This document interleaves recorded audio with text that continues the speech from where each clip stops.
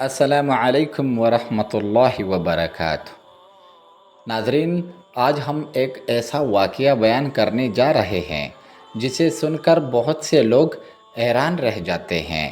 کچھ لوگ تو پہلی بار سن کر کہتے ہیں یہ کیسے ممکن ہے، لیکن سب سے پہلے ایک اہم بات، یہ کوئی کمزور یا من گڑت روایت نہیں۔ یہ واقعہ صحیح البخاری اور صحیح مسلم جیسی معتبر کتابوں میں موجود ہے، لہٰذا اصل واقعہ صحیح ہے، مگر مسئلہ وہاں پیدا ہوتا ہے جب لوگ اسے بغیر سمجھائے بیان کرتے ہیں۔ چلیے واقعہ شروع کرتے ہیں۔ اللہ تعالیٰ نے موت کے فرشتے کو حضرت موسیٰ علیہ السلام کے پاس بھیجا تاکہ ان کی روح قبض کی جائے۔ فرشتہ انسانی شکل میں آیا۔ یہ نکتہ بہت اہم ہے۔ فرشتے نے جب اللہ کے حکم سے انسانی شکل اختیار کرتے ہیں تو انسان نہیں، عام انسان ہی سمجھتا ہے جب تک اللہ حقیقت ظاہر نہ کرے۔ جب فرشتہ حضرت موسیٰ علیہ السلام کے پاس پہنچا تو بظاہر ایک اجنبی شخص کی طرح سامنے آیا۔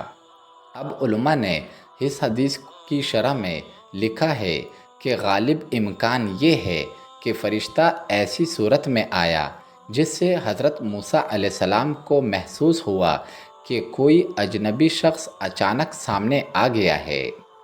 حضرت موسیٰ علیہ السلام جلال والے نبی تھے، حق کے معاملے میں نہایت مضبوط، بہادر اور غیرت مند۔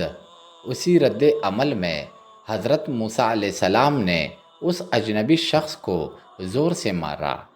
حدیث میں آتا ہے کہ اس کی آنکھ متاثر ہو گئی۔ اب یہاں لوگ الجھ جاتے ہیں۔ وہ پوچھتے ہیں فرشتے کی آنکھ کیسے متاثر ہو سکتی ہے؟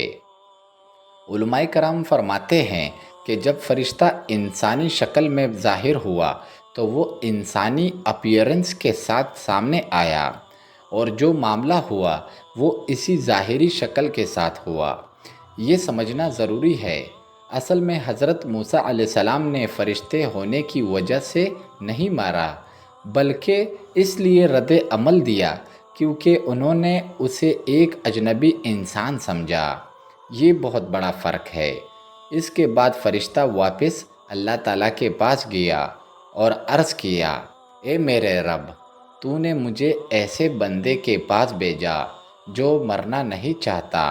اللہ تعالیٰ سب جانتا تھا۔ پھر اللہ تعالیٰ نے فرشتے کو دوبارہ بھیجا، اس بار ایک پیغام کے ساتھ۔ فرشتے نے حضرت موسیٰ علیہ السلام سے کہا، اللہ تعالیٰ فرماتا ہے کہ اگر آپ مزید زندگی چاہتے ہیں تو اپنا ہاتھ ایک بیل کی پشت پر رکھ دے۔ آپ کے ہاتھ کے نیچے جتنے بال آئیں گے، ہر بال کے بدلے 1 سال زندگی بڑھا دی جائے گی۔ ذرا سوچیں، کتنی بڑی پیشکش! مزید سال، مزید وقت، مزید دنیا۔ عام انسان ہوتا تو فوراً خوش ہو جاتا۔ ہم تو ایک دن اضافی مل جائے تو خوش ہو جاتے ہیں، لیکن یہاں نبی کی بصیرت دیکھیں۔ حضرت موسیٰ علیہ السلام نے ایک سوال کیا، انہوں نے فرمایا اس کے بعد کیا ہوگا؟ فرشتے نے جواب دیا، پھر موت آئے گی۔ یہ جواب سن کر حضرت موسیٰ علیہ السلام نے وہ الفاظ کہے جو دل ہلا دیتے ہیں۔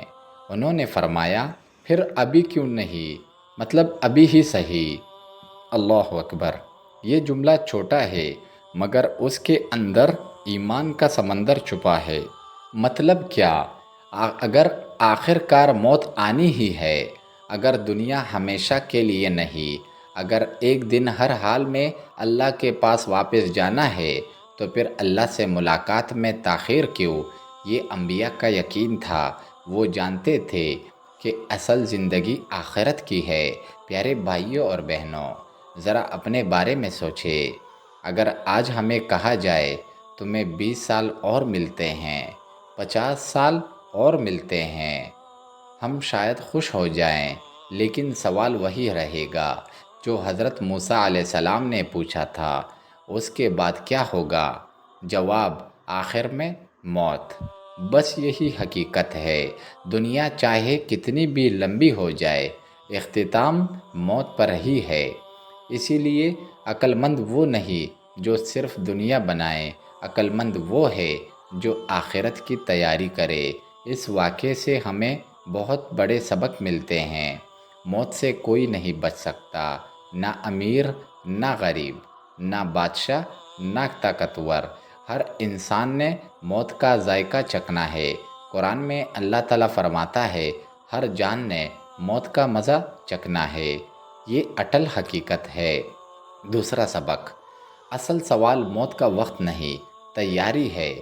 یہ اہم نہیں کہ موت کب آئے گی، اہم یہ ہے کہ نماز کا کیا حال ہے، قرآن سے تعلق ہے، توبہ کی یا نہیں، والدین کے حقوق ادا کیے، کسی کا دل تو نہیں توڑا۔ یہ سوال اصل ہے۔ تیسرا سبق، دنیا دھوکے کا سامان ہے۔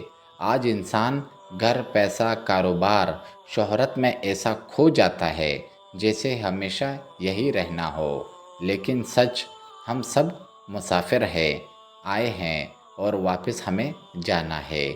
اور یہی وجہ ہے کہ نیک لوگ موت کو صرف خاتمہ نہیں سمجھتے بلکہ اللہ سے ملاقات کا دروازہ سمجھتے ہیں۔ پھر حضرت موسیٰ علیہ السلام نے اللہ تعالیٰ سے ایک اور درخواست کی۔ انہوں نے عرض کیا کہ انہیں ارض مقدس کے قریب دفن کیا جائے۔ علماء فرماتے ہیں کہ یہ مبارک سرزمین سے محبت کی علامت تھی۔ پیارے بھائیوں، یہ واقعہ صرف ایک قصہ نہیں، یہ ہمارے لیے آئینہ ہے۔ ہم اکثر ایسے جیتے ہیں جیسے موت بہت دور ہو۔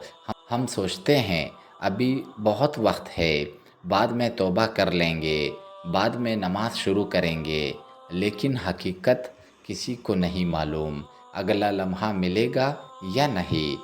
اسی لیے اگر دل میں کوئی گناہ ہے تو آج توبہ کرے، اگر نماز میں کمی ہے آج سے درست کرے، اگر کسی کا حق دبایا ہے آج اس کو واپس کرے، کیونکہ جب فرشتہ موت آ جائے گا پھر نہ ایک منٹ ملے گا نہ ایک سانس۔ اللہ تعالیٰ ہمیں موت سے پہلے سچی توبہ کی توفیق عطا فرمائے اور ہمارا خاتمہ ایمان پر فرمائے، آمین۔ پیارے دوستو، امید کرتا ہوں ویڈیو اچھی لگی ہوگی تو شیئر کریں اور چینل ضرور سبسکرائب کریں۔